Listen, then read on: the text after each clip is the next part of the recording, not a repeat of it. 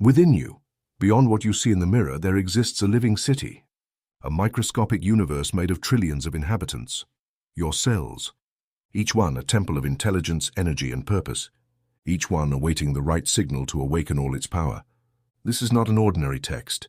It is a revelation, the secret language your cells understand, the silent gospel that resonates in the depths of your being, a language Joseph Murphy taught us to speak, the thought charged with faith, the word that heals, the mental image that transforms matter itself.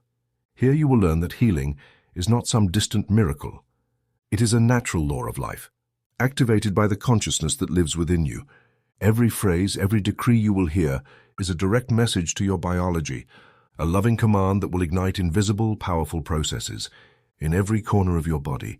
Prepare yourself, for you are about to speak to your own inner universe, and when you do, the life within you will respond with health, strength, and wholeness. This book is not a theory. It is a practice, a direct, clear, and deeply rational guide to the tangible link between your body, your mind, and the environment you inhabit. You are not isolated. You are a thinking cell within a greater organism. You are a conscious point in an invisible field where every word leaves a mark, every emotion leaves a trace, and every idea, if sustained with faith, takes form. Here you will not find magic formulas or unfounded promises. You will find proven mental laws, coherent biological observations, and precise examples of how your external world reflects the state of your internal biology. You will learn that your cells listen to what you say, that your surroundings are infused with your vibration, and that your thoughts literally affect the living fabric of the planet. You will see that the spoken word has a physical effect, that DNA responds to the mental environment, and that the human body is a sacred laboratory capable of regenerating, healing, and projecting balance outward.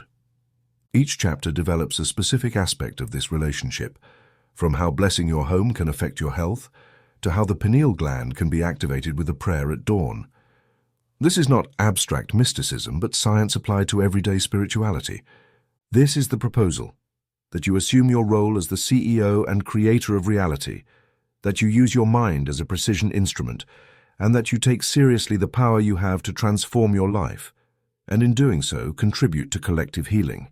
This book is a mental liturgy, a practical training, a roadmap for your biology to become both temple and tool, because the mental law does not end at your skin. It extends and acts in everything your consciousness touches, thinks, and decrees. The gospel of your cells, the divine science of the body, based on the teachings of Joseph Murphy. We have noticed that more than 80% of those who visit our channel are not subscribed. You can support this project by pressing the subscribe button and giving the video a like. Thank you for inspiring us to continue creating more and better content for you. Are you ready to transform your life? Chapter 1. Quantum Memory of the Environment. The body as a node within a greater electromagnetic field. How your words imprint frequency onto your home, your workplace, and your objects. The principle of correspondence. The house as a cell. Your environment is not something passive. Every wall around you, every object you touch, every space you inhabit responds to an invisible but precise energy that emanates from you.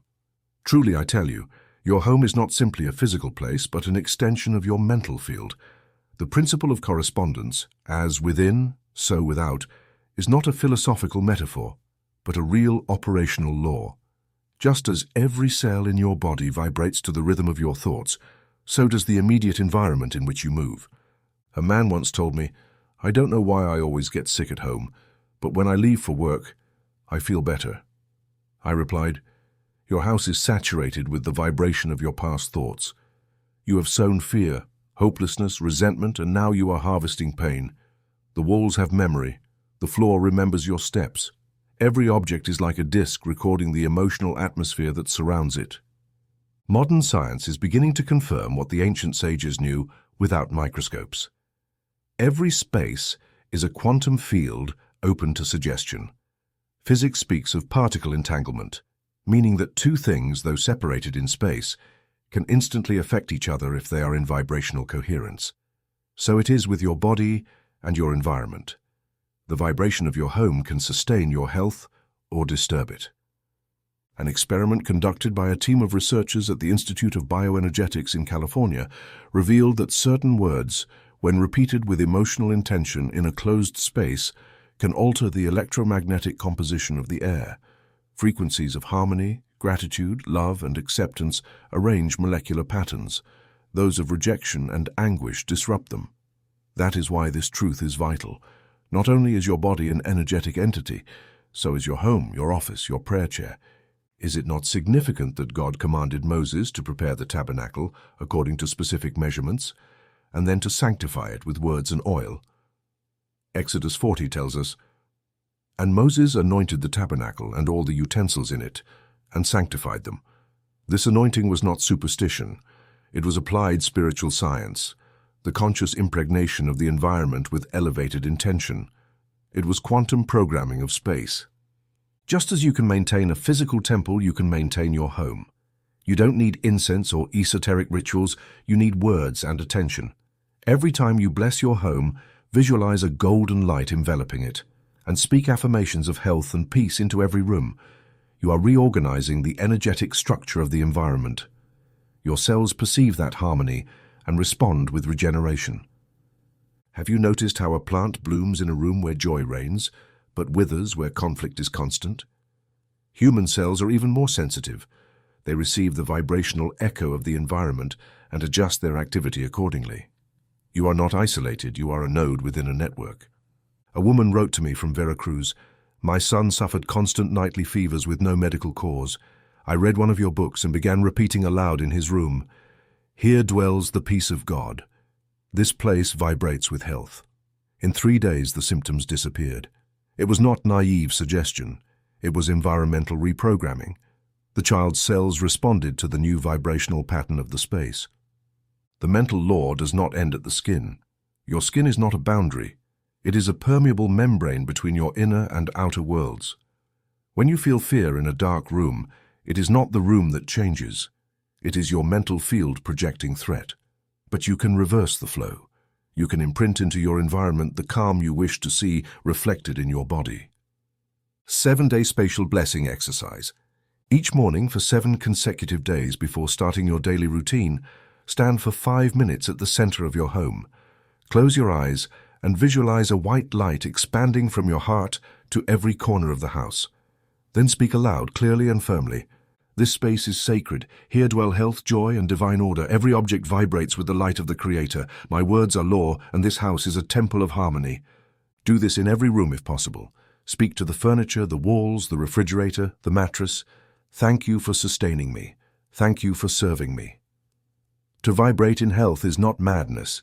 It is applied mental science in the physical field. By the 7th day, you will notice a change. The air lighter, your mood calmer, your thoughts clearer, because the space will have been reprinted with your intention. Remember, just as every cell contains a nucleus that directs its functioning, your home also has a vibrational nucleus. You are that nucleus. You are the governing field. Just as an atom responds to its nucleus with absolute obedience, the environment responds to your word as to a command. Let the weak say, "I am strong," Joel 3:10. Let the sick say, "This room heals me." For there is no separation between the cell and the house. Everything is a network of resonance. Let this chapter close with a clear truth. If you want health, it is not enough to treat your body as an isolated entity. You must also treat your environment as part of your spiritual anatomy. Bless it. Reprogram its walls with your words. Make your home an ally of your health. Because your house is an extended cell, and every cell responds to the law of the mind. Chapter 2. The Invisible Inheritance, Transgenerational Epigenetics. Silent genes and how family beliefs switch them on or off. Healing the lineage. Most people believe that what they inherit from their parents is limited to visible traits, eye color, the shape of their hands, a tendency toward allergies or high blood pressure. But this view is superficial and misleading because beyond the biological, what you truly inherit from your lineage are mental patterns, emotional programs, and unconscious commands that sleep within your cells, waiting for a signal to manifest. Genes are closed books, and your beliefs, whether they are your own or those imposed upon you, are the key that either opens them or keeps them sealed. A woman approached me after a lecture and said, "Doctor, my mother died of lupus, my grandmother too, and I've just been diagnosed with the same disease. I'm condemned." I replied with the firmness of one who knows the law, You are not condemned by biology, but by the unconscious repetition of unresolved pain. What is inherited more than the illness is the unspoken command. This woman healed when she understood and deactivated the deep resentment that 3 generations of women had carried against the men in their family. Modern science, through epigenetics, has confirmed what the mental law has always maintained. Genes do not determine your destiny, your emotions do. A study published by the Besman Research Institute showed that certain traumas can alter gene expression in mice for up to 3 generations.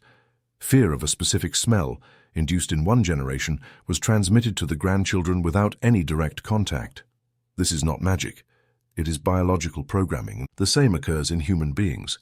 If your grandfather lived in extreme poverty, that vibration of scarcity may still be active within you, not because it is embedded in the DNA itself, but because the belief associated with it is still alive in your subconscious. A cell does not switch on a gene at random. It does so because it has received a signal from its environment. And in this case, the most influential environment is your emotional field. This is why I affirm without hesitation, when you cleanse an ancient resentment, when you forgive an unspoken betrayal, when you bless a family name you once cursed, you are deactivating genes that were about to express themselves as illness. You are healing not only your body, but also the bodies of those who will come after you. I once met a man named Oscar, 54 years old, diagnosed with severe rheumatoid arthritis. No conventional treatment could contain the persistent inflammation in his joints. During a session of deep introspection, an unexpected image surfaced. His great-grandfather, a ranch owner, had committed a brutal injustice against indigenous farmers. Years later, the story was silenced, and the family carried what seemed like a curse. I gave him a specific practice, to write a letter addressed to that ancestor, narrating all the inherited pain, asking forgiveness on his behalf, and offering light to everyone involved. He was to burn the letter with the clear intention of releasing that pattern. He did this 3 nights in a row. Within a week, his inflammation had decreased dramatically. In a month, lab results showed an unusual drop in autoimmune markers. The doctor spoke of spontaneous remission.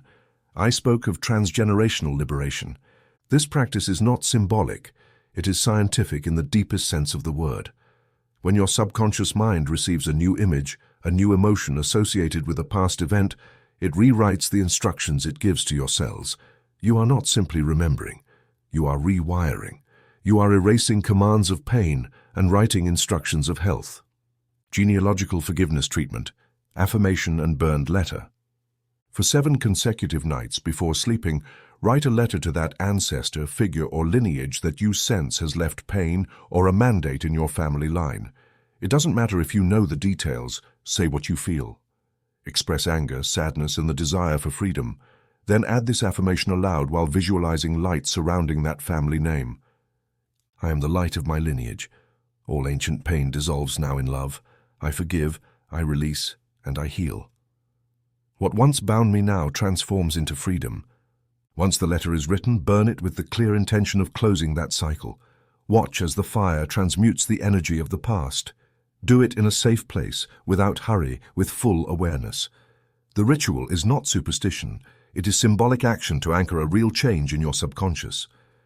In Psalm 103, the psalmist proclaims, "He heals all your diseases and redeems your life from the pit. He crowns you with love and compassion."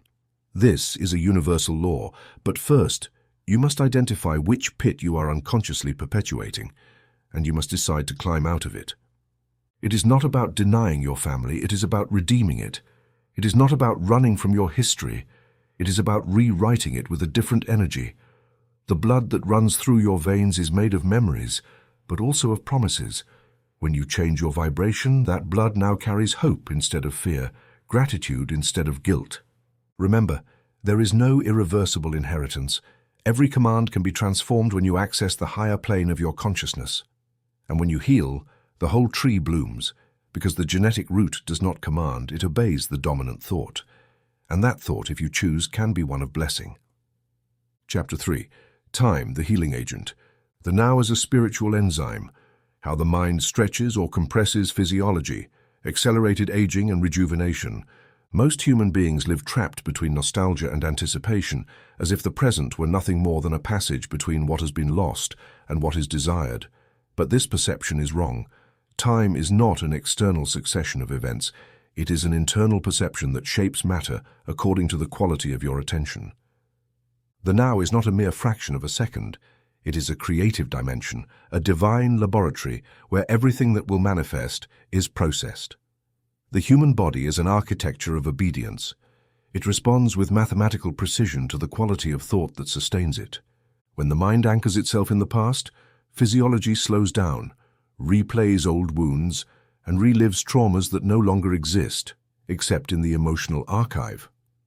When the mind projects itself anxiously into the future, the body interprets threat, releases excess cortisol, and ages prematurely. But when the mind settles into the present with peace, the body enters coherence.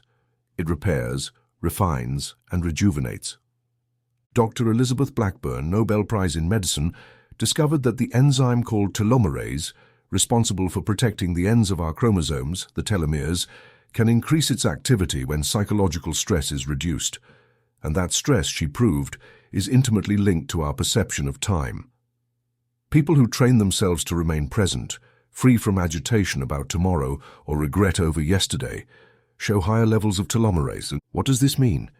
That the body literally repairs itself when the mind remains in the now. I have met men who, upon retiring, aged in 6 months what they had not aged in 10 years. It wasn't age that caught up with them. It was the loss of a present sense of purpose. They had been living toward a professional goal, and once achieved, they fell into a temporal void. Without a vivid now, the mind began shutting down vital circuits. But I have also seen the opposite. Women who, upon discovering a new purpose, a craft, a grandchild, a spiritual cause, turned back the clock 20 years in appearance and energy. It was not a miracle. It was a shift in temporal relation. In Ecclesiastes 3, the wise man declares, "To everything there is a season, and a time for every purpose under heaven." This statement is not fatalistic resignation. It is a map to access the power of the present. When you recognize that every moment carries divine substance, you stop running toward the future and begin to draw from the now its transformative essence. Then, time ceases to be an enemy that subtracts and becomes an agent that regenerates. Chronological time is a useful invention for catching trains and scheduling meetings. But psychological time, the only time your biology truly responds to, does not obey the clock. It obeys perception. When you are in deep joy, have you not noticed how the hours vanish without weight? And when you are in anguish, does not a single second feel eternal? What seems subjective has objective effects. Cells perceive your state and adjust their cycles to that signal. This is why I teach that the now is a spiritual enzyme. Just as an enzyme in the body enables certain processes to occur, so too does a full present allow healing to take place. The past can hurt, the future can worry, but only the now can transform. Light clock exercise. This exercise should be done once a week, ideally at dawn or before your nightly rest. Take a physical clock, analog or digital, that you use regularly. Place it before you on a table or an improvised altar. Breathe deeply 3 times, then stop the clock. Symbolically feel that external time has been suspended. Say aloud, "In this instant there is no age, no loss, no haste. I dwell in eternity, I am pure presence. Eternal light renews me. My body obeys God's time, not the world's time." Visualize a luminous spiral descending upon you from above, slowly rotating, permeating every cell. Feel each organ coming into tune with that eternity. Remain in silence for 5 minutes. Then restart the clock and say, "My clock resumes its course, but my soul no longer ages. I have sown eternity into my biology." This act is not theater. It is subconscious programming. The mind receives symbols as well as logic. And when a symbol unites with a word charged with intention, it has the power to reorder mental and hormonal circuits. A 71-year-old man with limited financial resources practiced this exercise for 3 consecutive months. His blood pressure improved, his vision stabilized, and most surprisingly, he began to write poetry. Something he had never done, not even in his youth. He wrote to me with emotion, "Doctor, my time has expanded. I feel that life has come to me again. That expansion was not mystical. It was mental, physical, and spiritual. Because time, I insist, is not linear. It is vibrational. You can be old at 30 if your mind lives in defeat, or vital at 80 if your mind is rooted in the joy of the moment. In conclusion, what you call age today is not a sentence written in your bones, but a narrative you can rewrite through the power of the now. It is not about denying the years. It is about integrating their wisdom without accepting their weight. It is about inhabiting the moment so fully that the body responds as if starting anew. And it is so because every day you live in the present is a day of regeneration. Your mind is the calendar that marks the true age of your cells, and that age can begin to reverse right now. Chapter 4. Symbiosis with Nature, Phytoncides, Negative Ions, and Prayer. The forest as an external laboratory that mirrors the internal laboratory. Nature is not outside. Nature is within you. You are not a separate observer of the forest, nor a casual visitor to the river. You are a conscious expression of the same life principle that dwells in the tree, the bird, the mountain. The separation between you and the natural world is a functional illusion, but not an essential one. At the deepest truth, there is a continuity between your biology and the biology of the planet. Your skin does not separate you from the environment. It translates it. Every breath you take is a communion with the air that millions of leaves have exhaled. Every time you walk barefoot, the Earth's electromagnetic field modulates your nervous system. Nature is not a resource, it is a mirror, and that mirror can restore your health when you use it consciously. For centuries, modern man has lived as if an uncomfortable guest on foreign soil. In his attempt to dominate the environment, he is disconnected from the source that sustains him. But disconnection does not annul the bond. It only unbalances it. And that imbalance manifests as chronic stress, insomnia, inflammation, anxiety, all symptoms of a soul that has forgotten its biological origin. Science is beginning to rediscover what Eastern sages already knew. Deliberate contact with nature heals. In Japan, there is a recognized medical practice called Shinrin-yoku, which means forest bathing. It consists of spending at least 2 hours a week, walking slowly among trees, doing nothing but perceiving attentively. Studies have shown that this practice reduces cortisol levels, improves immunity, stabilizes blood pressure, and enhances parasympathetic nervous system function.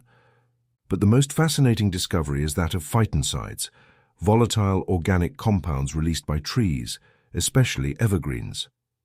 When inhaled, these substances increase the activity of NK, natural killer cells, responsible for detecting and eliminating tumor cells and viruses. In other words, trees exhale medicine. Even more, negative ions, electrically charged particles abundant in natural environments like forests, waterfalls, and beaches, have a direct effect on your mood. They increase serotonin levels, balance heart rhythm, and dissolve mental fatigue. When you breathe in a forest, you are not just breathing oxygen. You are absorbing plant intelligence, vibrational restoration, natural order. A woman who regularly attended my talks in Oregon confessed one day she was on the verge of collapse. Doctors prescribed anxiolytics, but a friend said, "Don't take anything, go to the forest." She walked every morning without headphones or a cell phone, only with the sound of branches. After 2 weeks, she slept without pills and dreamed for the first time in years. It was not magic, it was attunement. But this communion can and should be amplified with the law of the mind. It is not enough to walk in the forest. You must also pray with it, speak to it, integrate it into your field of consciousness. Because if the forest is an external laboratory, your body is an internal laboratory. What you absorb through the senses must be sealed with the word. The subconscious responds more strongly when imagination is activated alongside an affirmation. Photosynthetic prayer, breathing, and affirmation. Pause in a natural place where you can see living vegetation. If you do not have access to a forest, a leafy plant, a park, or even an image of nature in your mind will suffice. Close your eyes. Inhale deeply through your nose, and as you inhale, visualize green light entering your lungs. Hold your breath for a few seconds and say silently, "I breathe in green life. Every cell fills with spiritual chlorophyll. The intelligence of the earth regenerates me." Exhale slowly, imagining that you release stress as smoke. Repeat this for 5 minutes. Do it in the morning or before sleeping. The more sensory you experience it, the deeper the impression on your subconscious. A young university professor wrote me from Colombia applying this exercise. I integrated this prayer into my walks. After 10 days, my digestion regulated and my menstrual pain disappeared. I feel as if a plant had grown inside me. That inner growth was not literal but physiological, because the body responds to vividly emotional images combined with words. Isn't this what the Bible affirms when it says, "He shall be like a tree planted by streams of water, which yields its fruit in season, and whose leaf does not wither"? Psalm 1:3. This verse is not poetic, it is functional. You are that tree when you connect with the root of the living world. Your fruits are your energy, your health is your foliage, and the flowing water is the vibrant present of nature when you accept it in silence. Nature does not need you to understand it, only to respect it, to integrate it, to recognize yourself in it. Because just as the human body is the temple of the spirit, the earth is the temple of the body. If you deny the earth, you deny your body. If you disconnect from the forest, you disconnect your immune system. Return to the natural. Return to the simple. Return to moss, wind, the silence of leaves. Not to escape the world, but to reconnect with the laboratory where your subconscious tunes in to its original design. Health, vitality, regeneration. Chapter 5. Cellular Economy and Material Wealth. Continuation of the health-wealth connection. Metabolism as a metaphor for financial flow. How circulation decrees increase ATP and deceptive flow. Many believe that prosperity and health are separate matters, as if the body responds to one set of laws and money to another. But this division is artificial. Your biology and your finances obey the same universal principle. Energetic circulation. Where there is flow, there is life. Where there is stagnation, there is disease or bankruptcy. This law is the same in the bloodstream as in bank accounting. In your body, metabolism is the process by which nutrients are transformed into usable energy.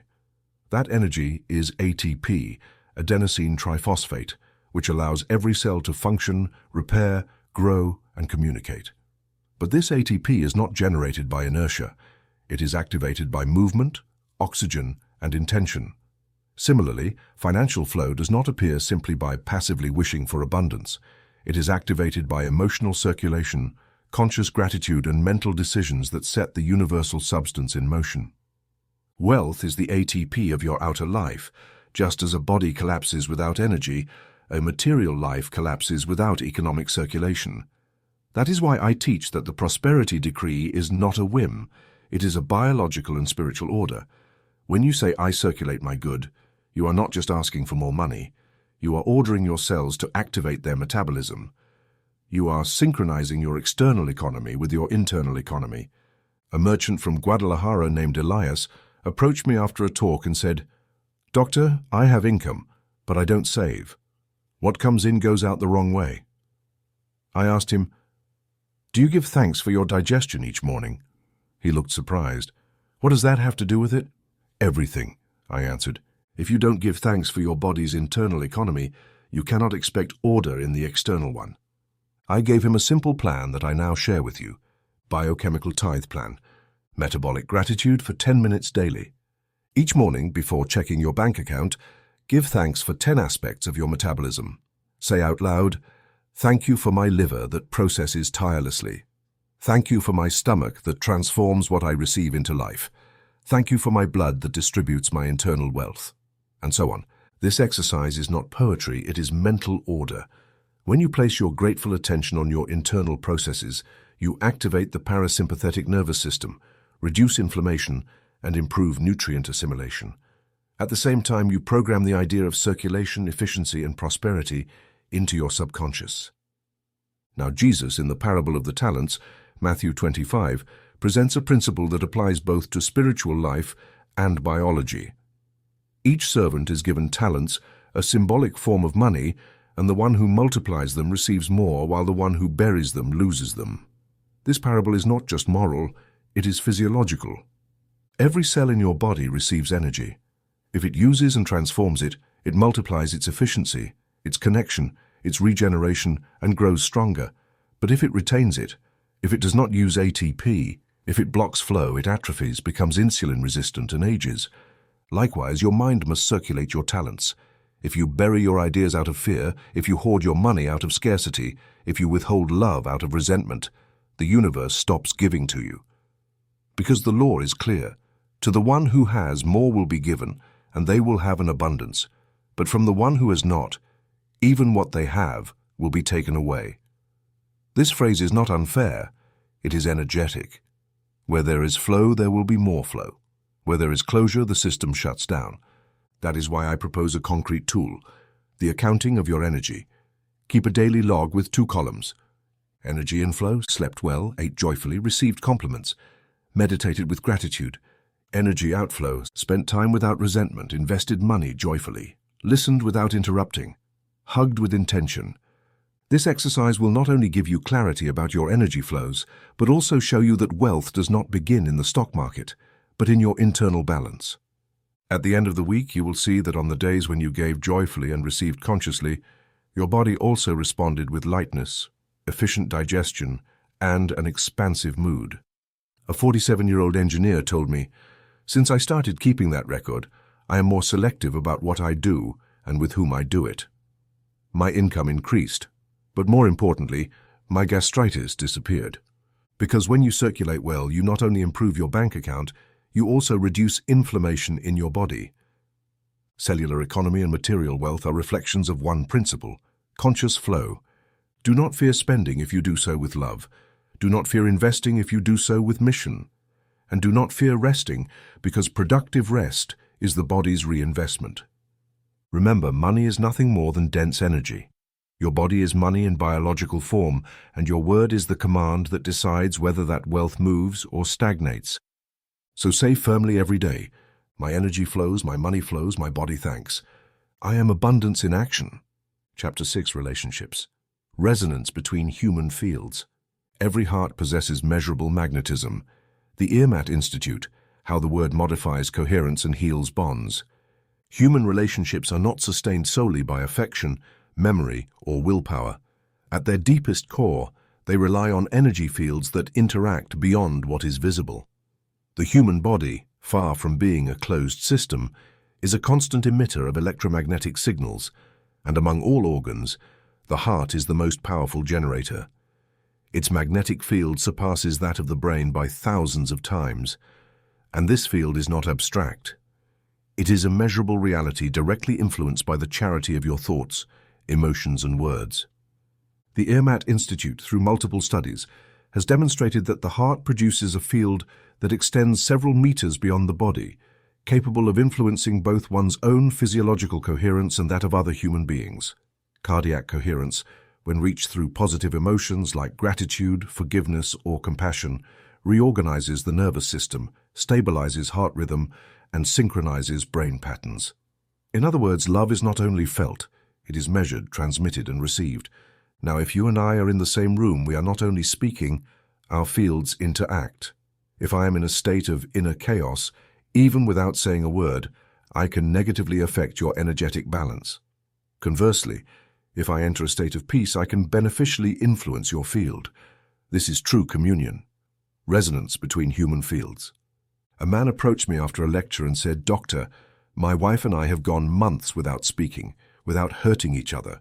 We sleep together, but emotionally we are miles apart." I asked him, "Have you blessed her heart today?" He looked at me puzzled. "What do you mean?" I answered, "Every time you think of her with resentment, your field interferes with hers.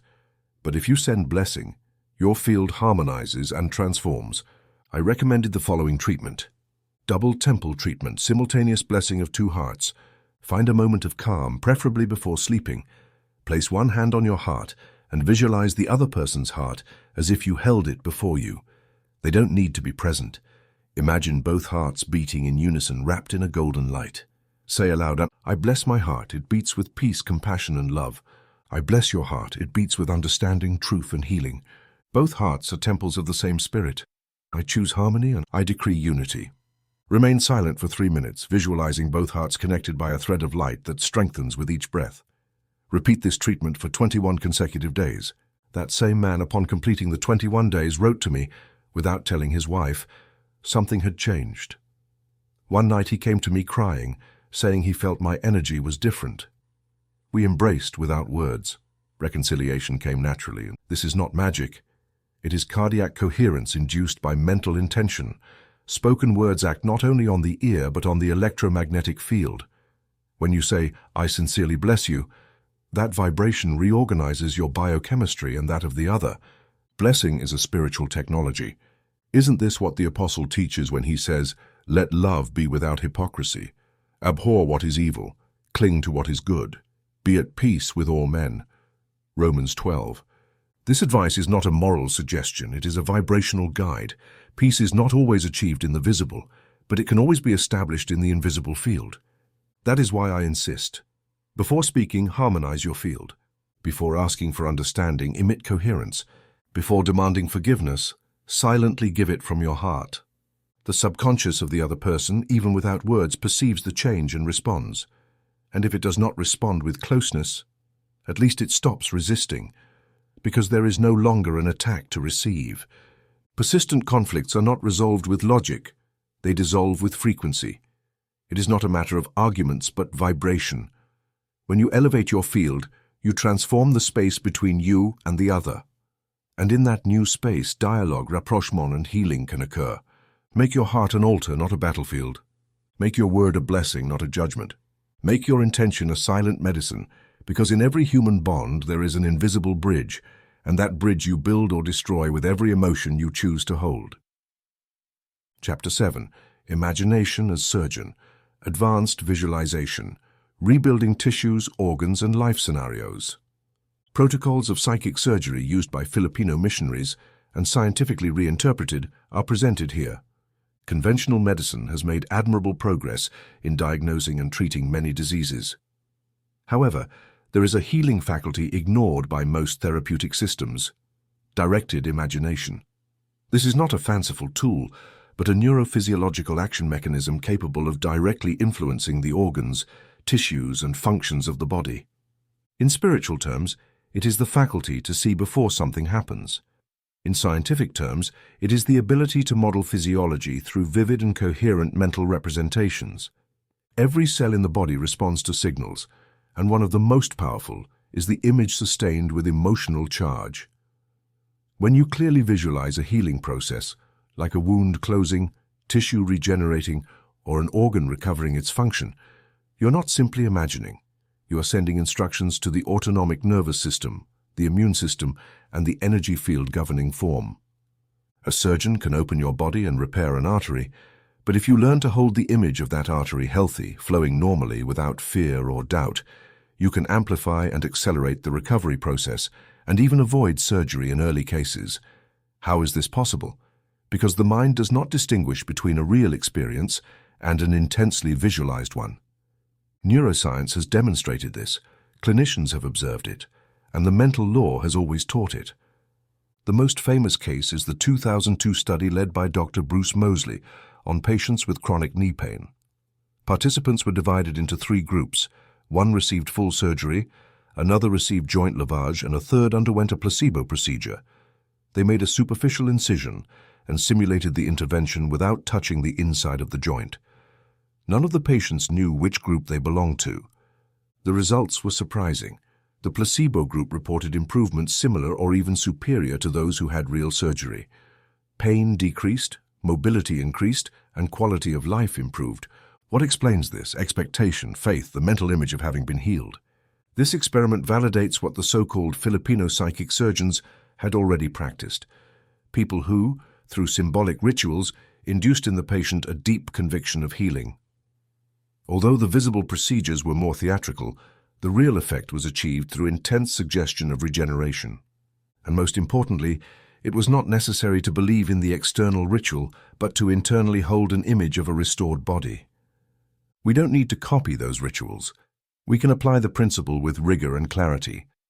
Visualize precisely, hold the image with emotion, and repeat it persistently until the subconscious accepts it as real. An image accepted by the subconscious acts as a biological command. A bladder cancer patient, after reading my works, began a daily practice. He imagined a white light descending through his abdomen, disintegrating any abnormal cell while visualizing his bladder as new, clean and flexible.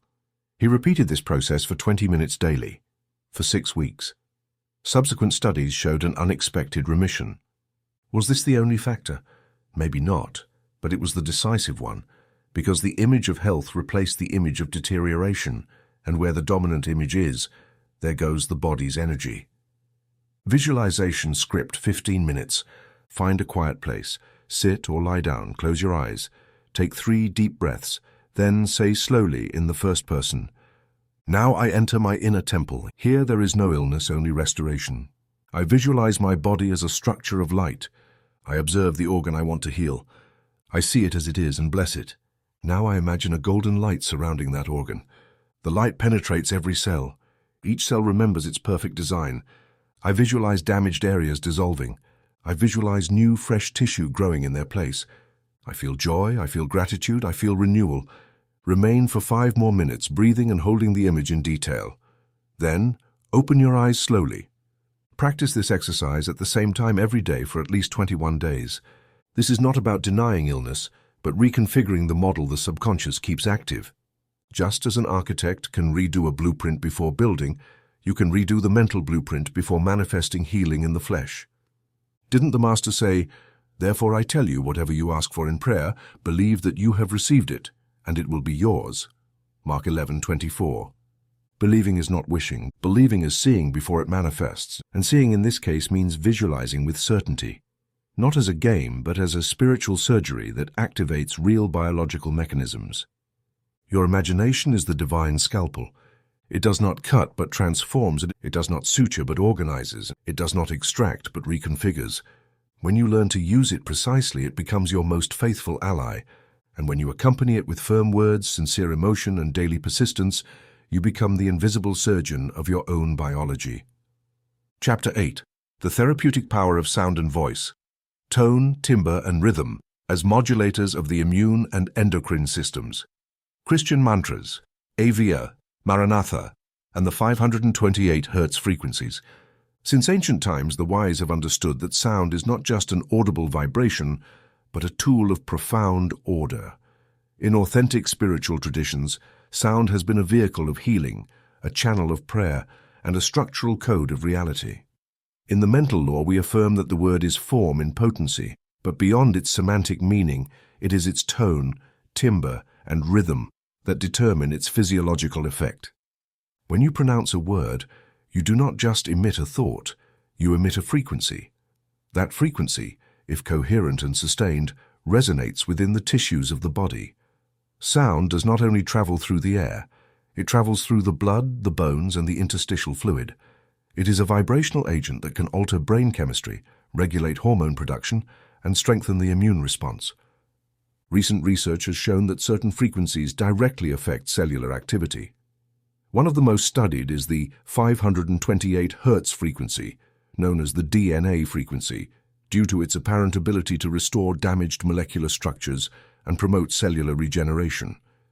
This number is not mystical, it is physical. Dr. Leonard Horowitz has explained how this frequency acts on the nucleus of deoxyribonucleic acid, facilitating repair processes and structural coherence. But beyond digital frequencies is the human voice, and within the voice, the conscious pronunciation of certain syllables and vowels that act as vibrational keys for different organs. This is not Eastern superstition or esoteric ritualism, it is applied physiology. The oral cavity, diaphragm, larynx, and skull function as resonance chambers. And when you pronounce certain sounds with intention and precise rhythm, you produce micro-vibrations that stimulate endocrine glands, cranial nerves, and energy plexuses. The ancients knew this intuitively. In the Christian tradition, brief mantras like Abba, Father, and Maranatha, the Lord is coming, are not only prayers, but acoustic formulas that induce states of peace, trust, and openness. When rhythmically repeating Abba, the parasympathetic system activates, tension dissolves, and the heart enters a coherent rhythm. The same happens with the conscious use of vowels. 3-minute vowel exercise directed at the solar plexus. This exercise can be done any time during the day, especially upon waking or before sleeping. Sit with your back straight, close your eyes, and place your hands on your abdomen. right over the solar plexus. Breathe deeply. As you exhale, slowly pronounce the vowel at a medium tone, letting it vibrate in your chest. Feel how this vibration awakens vitality. Repeat with the vowel, letting it resonate in the throat. Then, with the letter R, feeling mental activation, continue with Mo, vibrating in the heart. Finally, with Mu, letting the vibration descend to the abdomen. Do 3 full cycles, totaling 3 minutes. While vocalizing, imagine each cell receiving that vibration as a message of order and health. Internally say, "My voice organizes my body. Every sound is medicine. I vibrate in harmony." This seemingly simple exercise restructures your nervous system. It activates the vagus nerve, regulates oxytocin production, and stimulates immune function. Additionally, it mentally orders, because where there is conscious sound, there is no subconscious chaos. A young musician suffering from chronic fatigue and bruxism began using this method each night before sleep. After 10 days, his sleep deepened, jaw tension decreased, and his energy returned. He wrote to me, "I never believed my voice could heal me, but it is my most powerful instrument." And it is. You don't need advanced technology. You only need to recognize the power already dwelling in your larynx, your tongue, your intention. Table of tones, organs, and organic mantras. A. Lungs and heart. E. Thyroid and throat, pituitary gland and cerebral cortex. O. Stomach and pancreas, or intestines and kidneys. By consciously pronouncing these vowels, you stimulate the corresponding zones, favoring oxygenation, hormone secretion, and cellular regeneration. Is it not written, "By the word of the Lord the heavens were made, and all the host of them by the breath of his mouth"? Psalm 33. This breath is not a metaphor. It is creative vibration. And you, made in the image of this principle, can also create, order, and heal with your voice. Use your voice as medicine. Use your word as a tuner. Speak with rhythm. Bless with tone. Sing with intention, because your body listens to every syllable you pronounce. And if what you emit is harmony, what you receive will be health. Chapter 9. The Alchemy of Lucid Dreaming. Continuation of the nightly cellular dialogue. Inducing lucidity to decree from sleep, method, mild, and scientific prayer. While the body sleeps, the mind does not cease its activity. In the nocturnal state, far from disconnecting, the subconscious enters its most receptive moment. It is then that the deepest impressions can be sown, when decrees are imprinted with greater force, and when the imagination, freed from rational oversight, operates as the direct architect of the body. For this reason, sleep is not just rest. It is an alchemical laboratory, a fertile field for cellular and spiritual reprogramming. From a physiological perspective, sleep is the time when tissue repair processes are activated, memory consolidation takes place, and hormonal regeneration occurs. But from a mental standpoint, it is the zone where the conscious mind withdraws, and the subconscious mind takes the helm. If you know how to enter that moment lucidly without breaking the dream state, you can introduce healing decrees directly into the core of your belief system. This is what is known as lucid dreaming, the ability to be aware while dreaming. It is not about manipulating the dream narrative as a game, but about recognizing that you are dreaming and using that lucidity as a platform for mental creation. When you achieve this clarity within the dream, you can issue mental commands with a potency that far surpasses any affirmation made during the day. Because in sleep, the logical critic is asleep, and creative power operates without filters. The most effective method to induce this lucidity is called the mnemonic induction of lucid dreams, MILD, developed by Stephen LaBerge, a pioneer in lucid dream research. This method consists of repeating, just before sleeping, a clear intention to recognize that you are dreaming, visualizing a scenario where the dream occurs, and mentally repeating, "When I dream, I will know I am dreaming." This phrase, repeated in the hypnagogic state, the transition between wakefulness and sleep, acts as a seed that germinates in the dream. Now, this technique, combined with the power of spiritual decree, becomes a formula for superior reprogramming. Because it is not enough to have lucid dreams. What matters is what you do inside them. If you manage to issue a positive decree focused on health, forgiveness, abundance, or reconciliation while dreaming, that decree is recorded directly in the deep mind. And what is recorded in the subconscious manifests sooner or later in physiology or environment. A 62-year-old patient with chronic kidney problems began using this practice every night. His hypnagogic prayer was, "When I am dreaming, I will see my kidneys healthy and give thanks." By the third week, he experienced a lucid dream where he saw his kidneys as two spheres of bright blue light, clean and shining.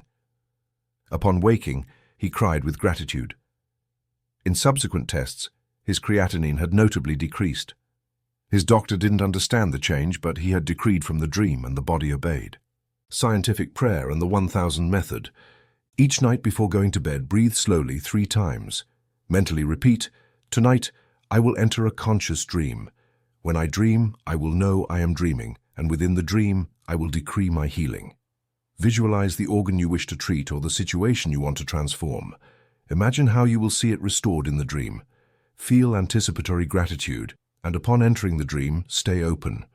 If you realize you are dreaming, do not force it. Breathe within the dream. Visualize your body from inside and mentally repeat the agreed decree. For example, the cells of my skin regenerate. Now I am light and harmony. Upon waking, record the dream in a special journal. Dream journal, symbol, organ, decree. Keep a notebook with 3 columns. 1. Dream symbol, for example, muddy water, snake, sunlight. 2. Related organ, for example, liver, skin, heart. 3. Reprogramming decree, for example, my liver flows like a clean river. Maintaining this record for several weeks will reveal patterns. The symbols are not arbitrary. The subconscious uses images to signal blockages or ongoing healing. When you identify these symbols, you can work with them intentionally. The psalmist wrote, "I will bless the Lord who counsels me. Even at night my heart instructs me." Psalm 16:7. This verse, more than poetic, is technical. The soul receives instructions during sleep. And if you learn to enter that nocturnal temple with lucidity, you can receive guidance, sow health, and order your destiny. Because sleep is not a residue of wakefulness, it is its expanded continuation. And when you enter it with clear intention, it becomes a sacred laboratory.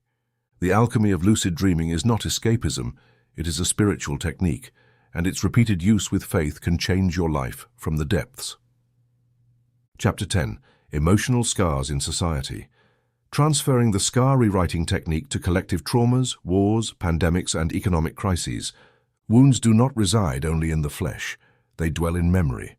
And when memory anchors with enough emotion, the wound becomes a scar. But scars are not only individual, they also exist socially. Traumas that affect entire generations. Pandemics, wars, economic crises, genocides, massive abuses. All these events leave marks on the invisible body of humanity. And if those marks remain unhealed, they repeat. Because what is untransformed transfers. What we learn from individual scar rewriting therapy can be applied at a collective level. Just as a person can reprogram their body by changing the emotional narrative associated with a wound, a community can regenerate its mental field by changing the collective interpretation of trauma. It is not about denying the past, but about re-signifying it with elevated awareness. The subconscious law is neutral. It will manifest the image held with the greatest intensity. If you hold a victim image, you will continue attracting conflict. If you hold an image of redemption, new paths will open. The Schumann resonance natural electromagnetic frequencies of the Earth, similar to human brain waves, has shown measurable variations during moments of intense global emotional activity. Events like the September 11th attacks or large group meditations have registered alterations in these frequencies. This suggests that the collective human mind and the planet's vibratory field are connected. And where there is connection, there is the possibility of reciprocal influence. That is, mass prayers, synchronized meditations, acts of communal forgiveness, have real power over the psychic atmosphere of humanity. A study by the Global Consciousness Project showed how devices located around the planet registered statistically anomalous patterns during highly emotional global events. This anomaly is a sign of coherence.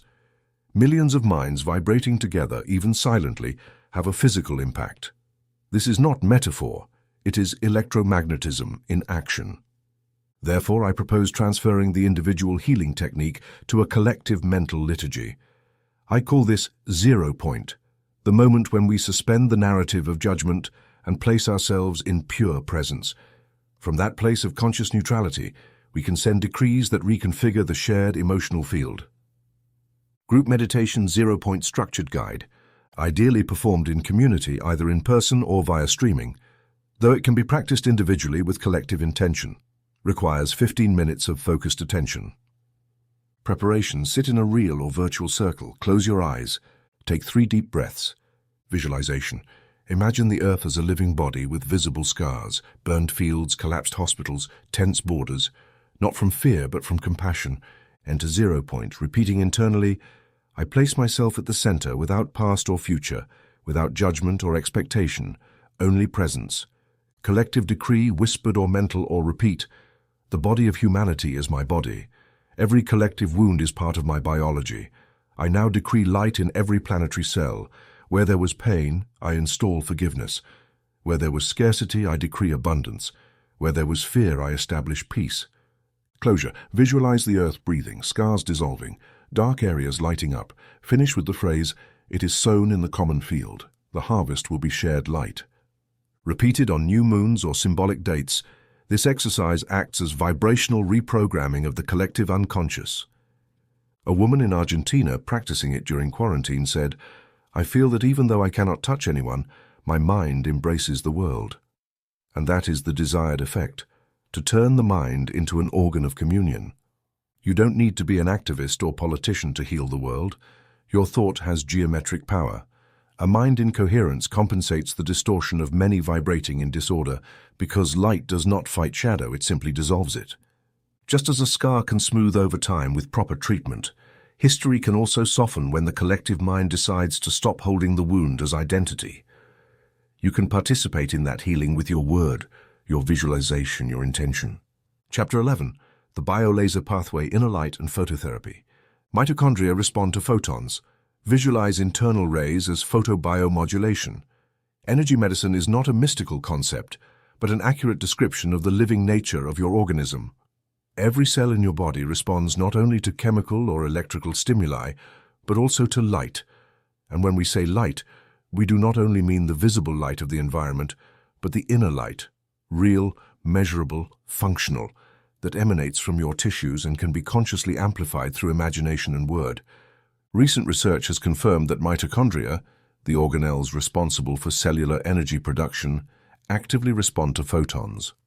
This phenomenon, known as photobiomodulation, means that exposure to certain light frequencies can improve ATP production, reduce inflammation, and stimulate cellular regeneration processes. But what concerns us here goes a step further. The use of visualization to emit light from within, in synchrony with these same biological processes. Nobel Prize winner Niels Finsen, a pioneer in medical phototherapy, successfully treated severe skin diseases like lupus vulgaris using concentrated light beams. His discovery was based not on symbolism, but on physiology. Certain light spectra can modify inflammatory and regenerative processes. What Finsen did not develop, but what we can now propose, is that this same light can be generated and directed from inside the body by a trained consciousness. Every cell emits biophotons. These are not metaphors. They are real particles of light emitted by metabolic processes. Conventional medicine is only beginning to understand their role, but the mental law has always intuited them. When you affirm there is light in me, you are doing more than making a symbolic statement. You are activating an energetic instruction that orders the vibrational structure of your body. When you visualize golden light descending down your spine, you are not simply relaxing. You are inducing a reorganization of the electromagnetic field surrounding your tissues. When you decree, my heart shines with healing light, you are modifying the frequency at which that organ resonates, attracting coherent particles, ordering chaos, clearing inflammation. A businessman suffering from irritable bowel syndrome began practicing a guided visualization daily. He imagined his intestines as a crystal tube through which a soft, intense green light circulated, purifying. For 10 minutes at dawn, he breathed slowly while holding that image. After 3 weeks, his symptoms drastically reduced. His doctor attributed the improvement to psychosomatic factors, but he knew he had activated his biolaser pathway. Internal sun routine at dawn. This practice should ideally be done before 7 a.m. when the body still retains sleep plasticity and the energy field is open to reprogramming. Sit facing a window or in a place where natural light touches your skin. Close your eyes. Breathe 3 times. Imagine a bright sun inside your chest. Not a metaphor, but a radiant core like a generator.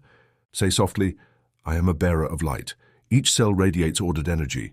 The inner sun shines in my liver, in my lungs, in my bones. My whole body is conscious illumination. Mentally carry that light to every part of your body. Visualize it penetrating organs, articulating tissues, expanding capillaries. Finish with gratitude. Thank you, inner light, for your perfect work. This act is not imaginary. It is reconfiguring your biophotons. Intense mental images affect the pineal gland, which regulates the production of melatonin, serotonin, and other repair agents.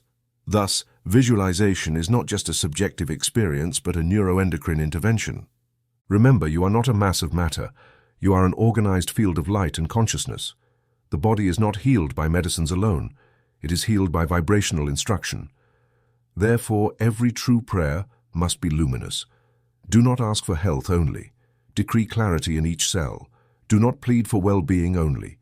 Visualize biophotonic order in each system.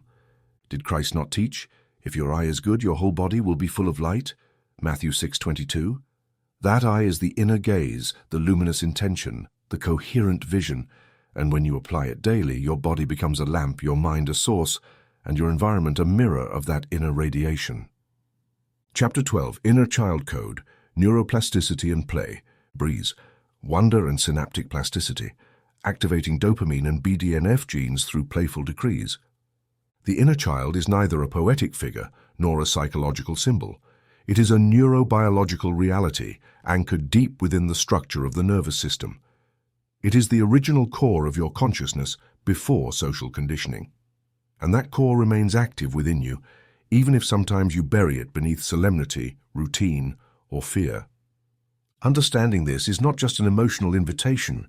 It is a key to reconfiguring your brain system, reactivating joy, and restoring cognitive and physiological capacities you thought were lost.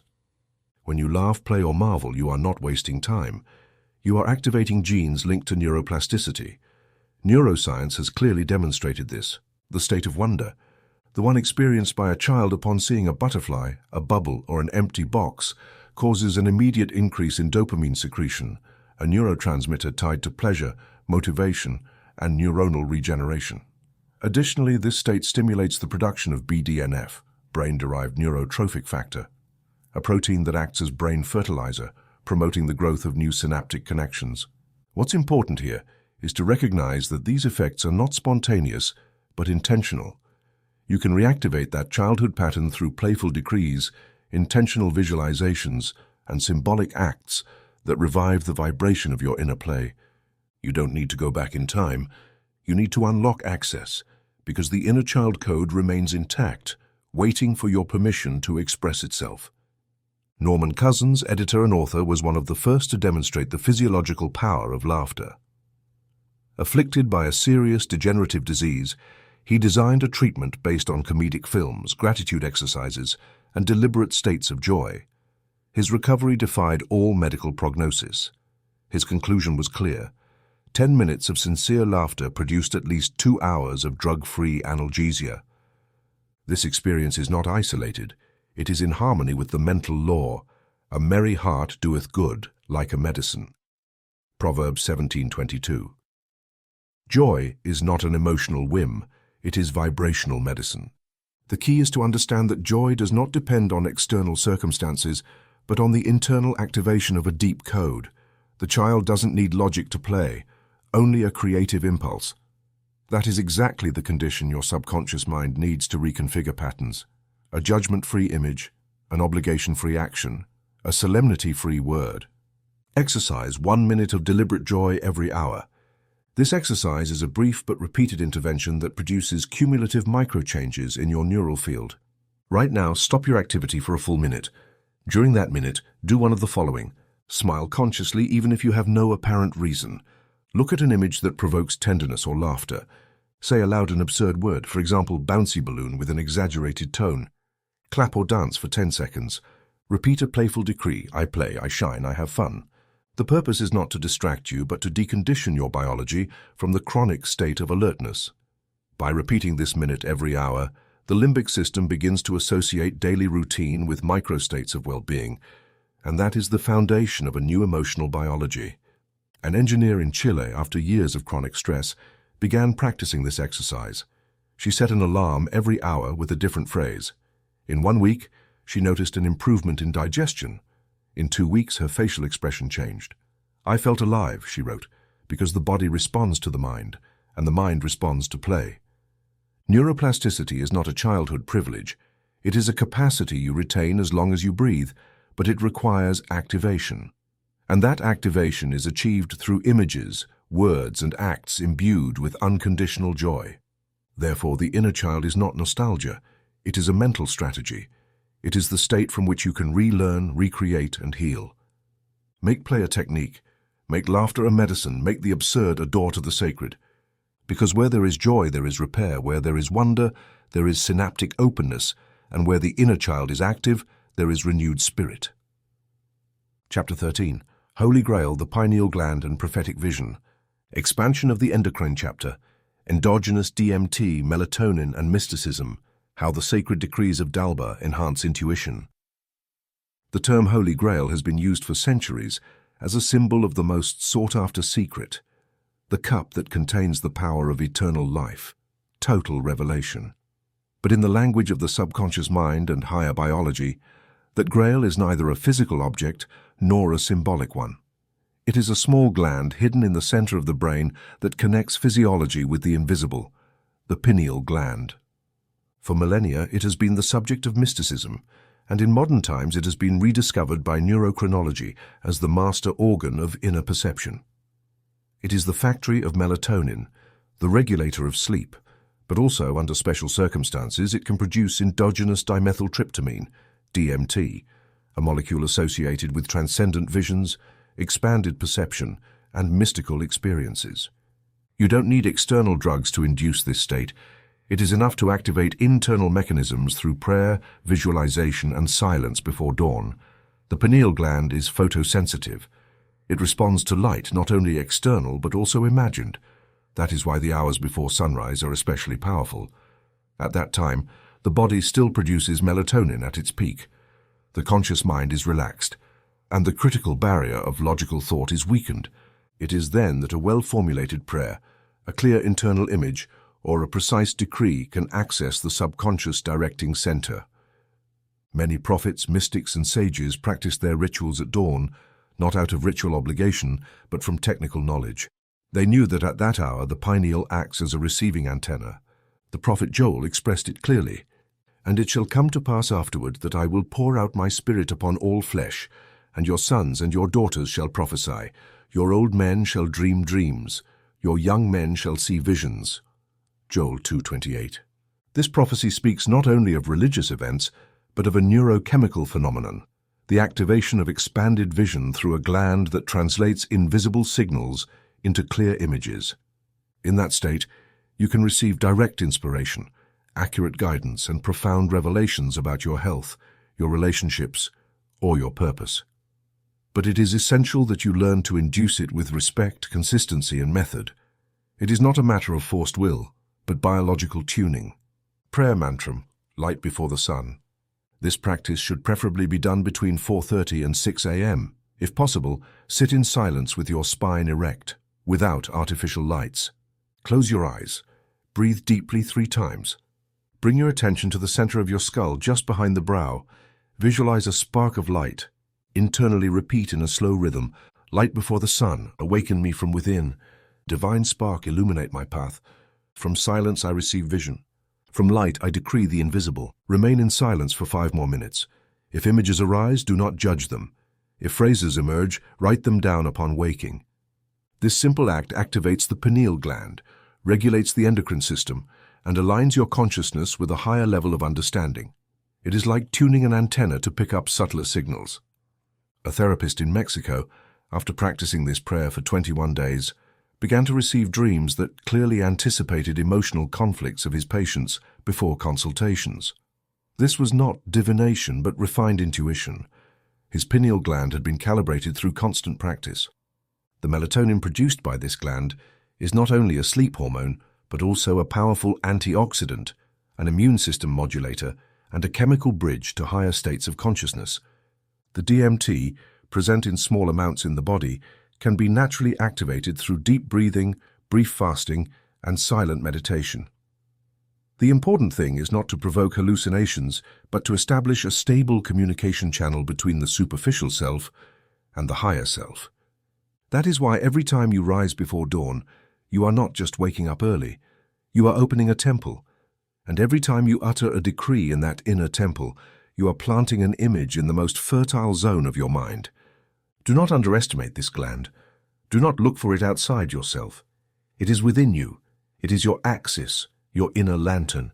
And when you learn to activate it, you begin to see what others do not see, to intuit what has not yet manifested, to order what once seemed confusing. Prophetic vision is not the privilege of saints. It is the natural function of an awakened mind, and its seat is the pineal gland.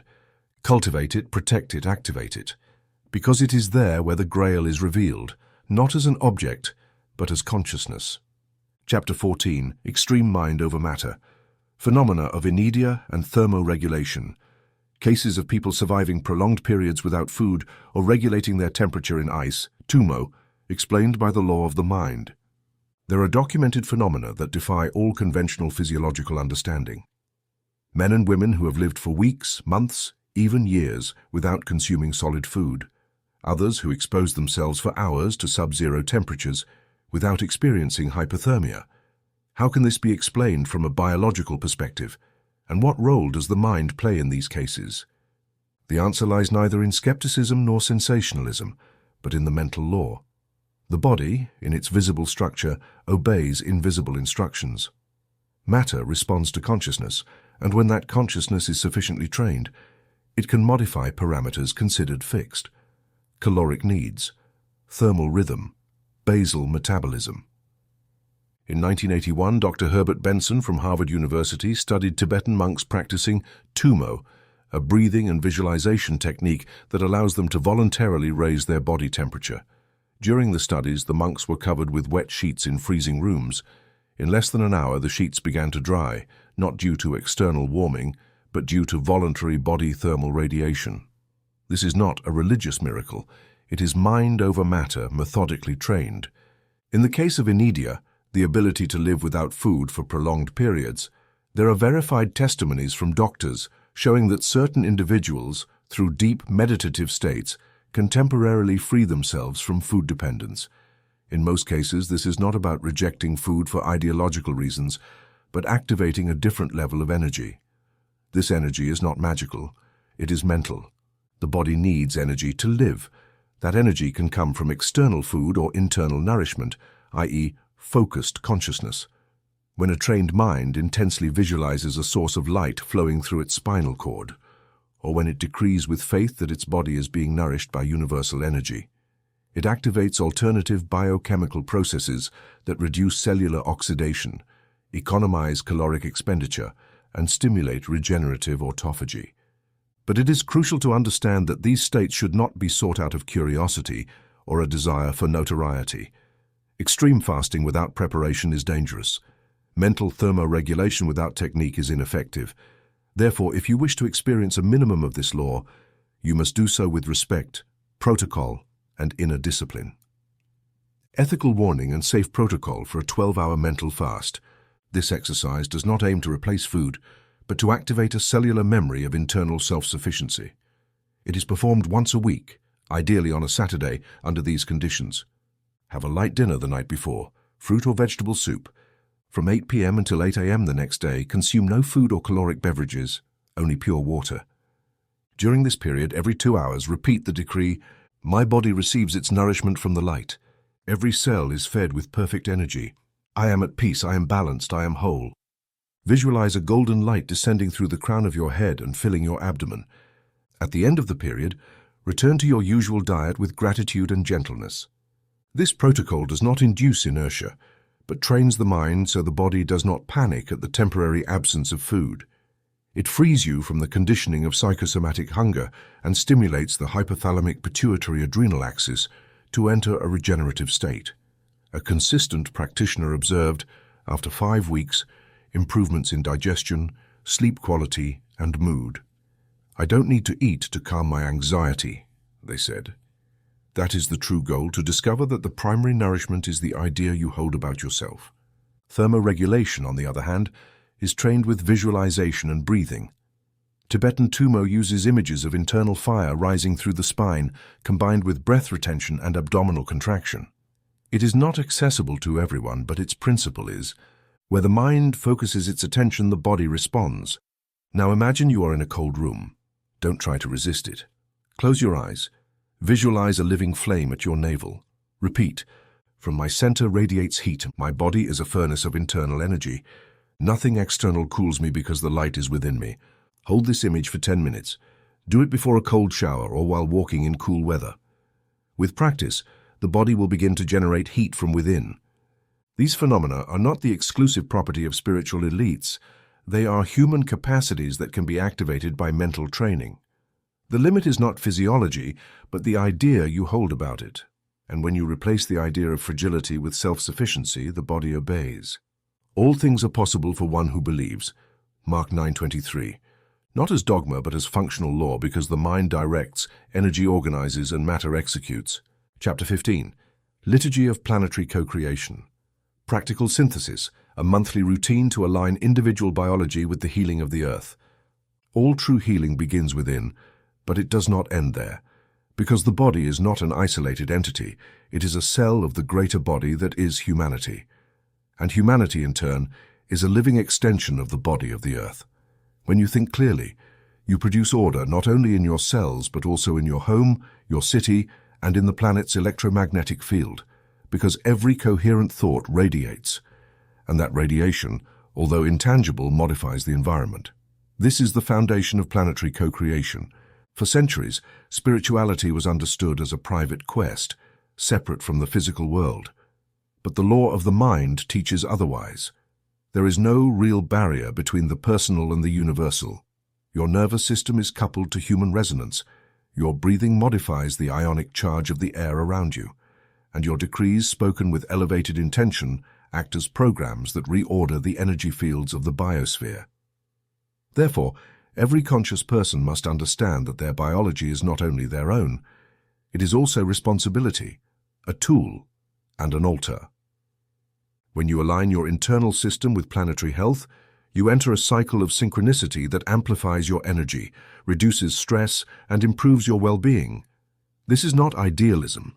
It is resonance, because what you do with your body, you do with the world.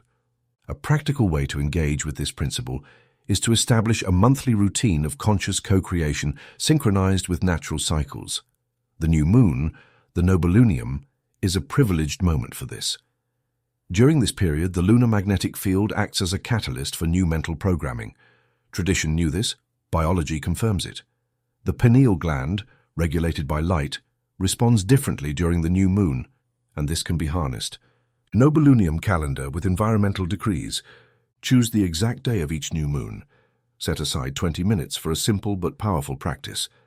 Preparation of the environment. Turn off screens, light a candle. If possible, stand barefoot in contact with the earth or natural floor. Rooting breath. Take deep breaths to ground yourself. Deep inhalations with visualization. Visualize roots growing from your feet down into the center of the planet. Planetary visualization. Imagine the earth as a gigantic body with organs, jungles, rivers, glaciers, and atmospheric, soil, and wildlife systems. Observe its wounds without judgment. Collective decree. Speak clearly. The body of humanity is my body. The earth breathes through me. I decree light in every planetary cell. Where there is drought, I activate mental rivers. Where there is chaos, I plant order. Where there is fear, I send clarity. Closure. Visualize a network of light expanding from your chest across the globe. End with gratitude. A group of meditators in Colombia practiced this for 12 consecutive months.